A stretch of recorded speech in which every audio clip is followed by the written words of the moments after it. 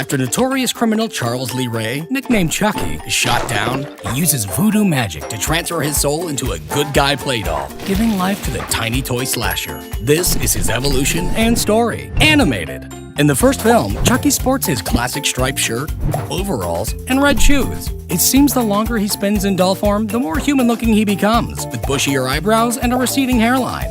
To avoid becoming a doll forever, he realizes he needs to transfer his soul into Andy, the first person he revealed his identity to. Before he gets the chance, he's burned in a fireplace and shot to pieces. In an effort to prove he was never alive, in Child's Play 2, the doll manufacturers rebuild Chucky from his charred remains with larger facial features and brighter overalls. A freak electrical accident brings him back to life, and he continues his search for Andy. Despite upgrading to a knife hand, he's forced into machinery and loses his legs. Still determined, he replaces them with a wheel cart and then gets melted by molten plastic and fed an air tube, exploding his head. Taking place 8 years later, Chucky's leftovers are picked back up in Child's Play 3, but when pieces drip into a batch of molten plastic, he's reassembled and born again, this time with a chubbier, more squished face. He manages to find Andy, but then chooses a new target for his soul transfer. He's ultimately sliced by a carnival attraction, giving him a new two-faced look, and then gets dropped into a giant fan, shredding him to pieces.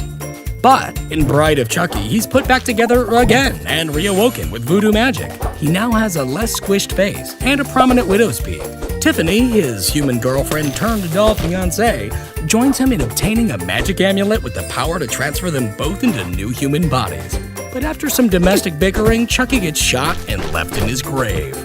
In Seed of Chucky, Chucky's remains are cleaned up and used on the set of an in-film Chucky movie alongside his co-star Tiffany. This Chucky has blonder hair and brighter clothes. Their long-lost son/daughter finds them and, using the magic amulet, brings them back to life. Then, following a bit of familial disagreement, Chucky gets lopped to pieces by his offspring. Yet, in Curse of Chucky, he's back in one piece yet again. He has darker overalls, paler skin, straightened red hair, and oddly, no more scars. He spends most of his time in a wide-eyed doll form, secretly causing havoc for wheelchair-bound Nika and her family.